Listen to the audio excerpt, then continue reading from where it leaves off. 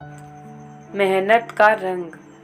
व्यापारी की बेटी बड़ी हो चुकी थी। उसकी शादी को लेकर व्यापारी और उसकी पत्नी हमेशा चिंतित रहते थे।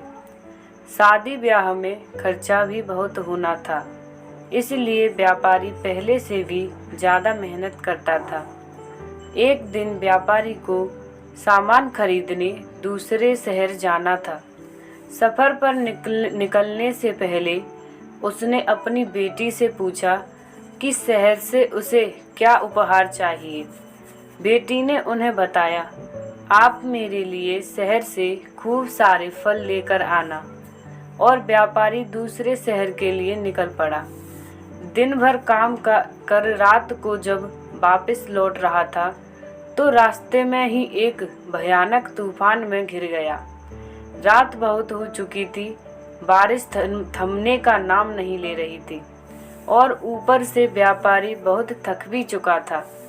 तभी उसकी नज़र दूर जलती लालटेन के रोशनी पर पड़ी।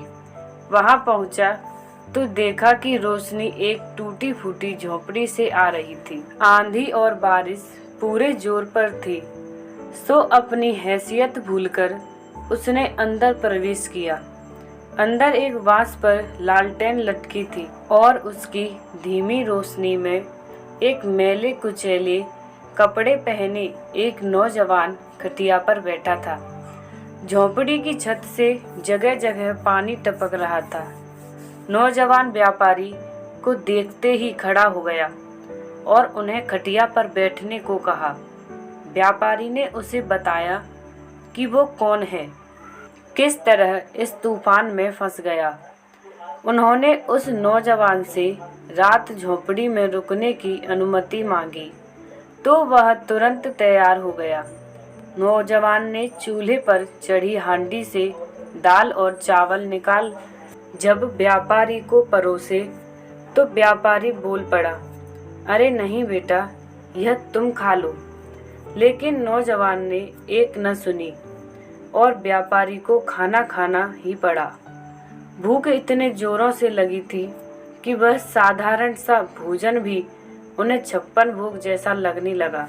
खाकर हाथ मुंह धोकर वह जब खटिया पर बैठे तो उनकी नज़र चूल्हे पर रखी हांडी पर गई। वह तो खाली थी। उन्होंने उस नौजवान से पूछा कि सारा भोजन तो मैंने खा लिया, अब वो क्या खाएगा। यह सुनते ही नौजवान मुस्कराया और झोंपड़ी से बाहर निकल गया। कुछ पलों में जब अंदर आया तो उसके हाथ में कुछ अमरूद और एक पपीता था। फलों को देखते ही व्यापारी को बेटी का उपहार याद आ गया। नौजवान ने फलों को धोया, काटा और व्यापारी के साथ मिल बांट खाने लगा। फलों का स्वाद तो मानो शहद से भी ज़्यादा स्वादिष्ट था। व्यापारी हैरान था कि इतनी रात को यह नौजवान फल लाया कहाँ से। खैर, रात बहुत हो चुकी थी, सो व्यापारी खटिया पर और नौजवान जमीन पर सो गए। सुबह हुई तो तूफान थम गया था और सूर्य देवता अपना प्रकाश फैला चुके थे। अंगड़ाई लेता हुआ व्यापारी जैसे ही झोंपड़ी से बाहर निकला तो उसकी आंखें फटी की फटी रह गई। अपने जीवन में इतना सुंदर बगीचा उसने कभी नहीं देखा था। रंग बिरंगे फूलों से भरी क्यारियों के बीच तरह तरह के फलों से लदे पेड़, जमीन पर हरी भरी घास लग रही थी, जैसे स्वर्ग धरती पर उतर आया था। यह सब देख व्यापारी आश्चर्य में पड़ गया और इतनी प्राकृतिक सुंदरता को देख उसका मुंह खुला का खुला रह गया। तभी सामने से आता नौजवान उसे दिखाई दिया।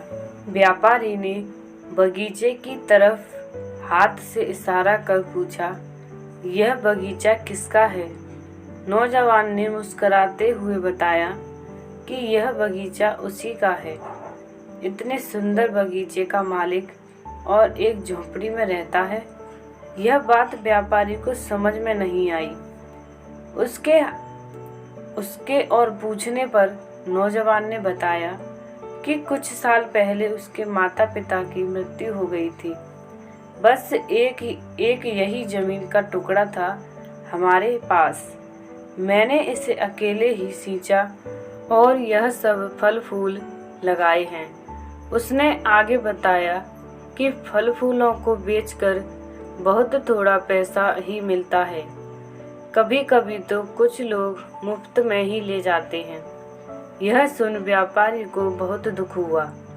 इतना होनहार नौजवान और इतनी गरीबी में जीवन व्यतीत कर रहा है। इतनी दयनीय हालत में भी उसने उसे रात में रहने का आसरा दिया। खुद न खाकर अपना भोजन मुझ अनजान को खिला दिया।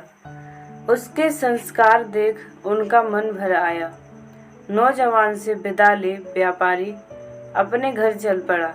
घर पहुंच जैसे ही बेटी ने दरवाजा खोला, बोल उठी, मेरे फल कहाँ हैं? बेटी को देखते ही उसकी सारी थकान उतर गई। मुस्कुराते हुए जवाब दिया, बेटी, मैं तेरे लिए संसार का सबसे बड़ा फल लाया हूँ। जरा चैन से बैठने दे, फिर दूंगा। पत्नी और बेटी को अपने पास बैठाकर उन्होंने उस नौजवान और उसके बगीचे के बारे में सब बता दिया। पत्नी और बेटी का मुंह भी सब सुन खुला का खुला रह गया, लेकिन सबको अंदर से दुख भी हो रहा था। तब व्यापारी ने दोनों को अपने मन की बात बताई तो सब तैयार हो गए। अगले दिन व्यापारी उस नौजवान को मिलने गया। नौजवान ने उनका स्वागत किया। दोनों मिल बैठ बातें करने लगे। व्यापारी ने उसे समझाया और उसके साथ मिल फूलों और फलों की खेती करने का न्योता दिया। अनाथ नौजवान को किसी पिता समान व्यक्ति द्वारा इतना सम्मान और साथ में व्यापार करने का मौका बहुत भाया। उसने भी तुरंत हामी भर दी। अपने बाग बगीचे बेच नौजवान कुछ दिनों बाद व्यापारी के पास पहुंचा तो उसे देख व्यापारी बहुत खुश हुआ। उसका आदर सत्कार किया, घर के सब सदस्यों से मिलवाया और फिर सबने मिलकर भोजन किया। रात व्यापारी के पास ही बिताई।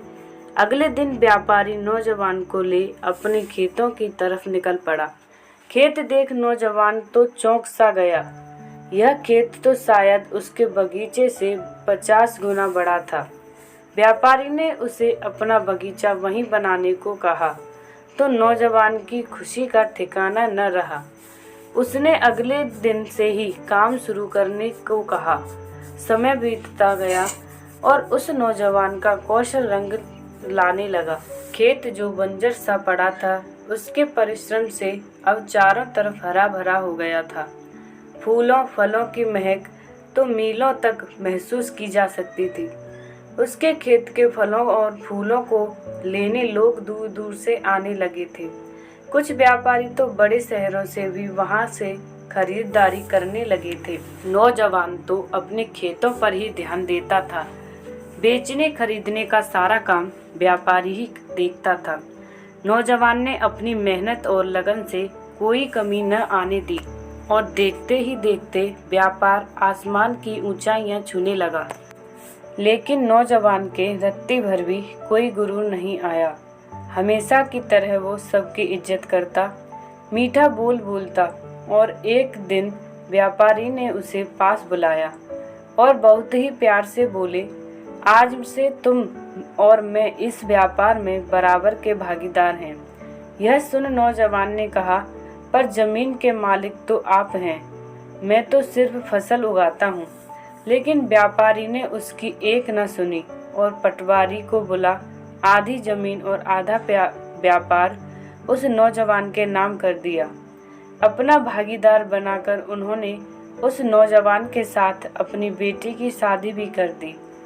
अब सब एक बड़े परिवार की तरह खुशहाल जीवन व्यतीत कर रहे हैं।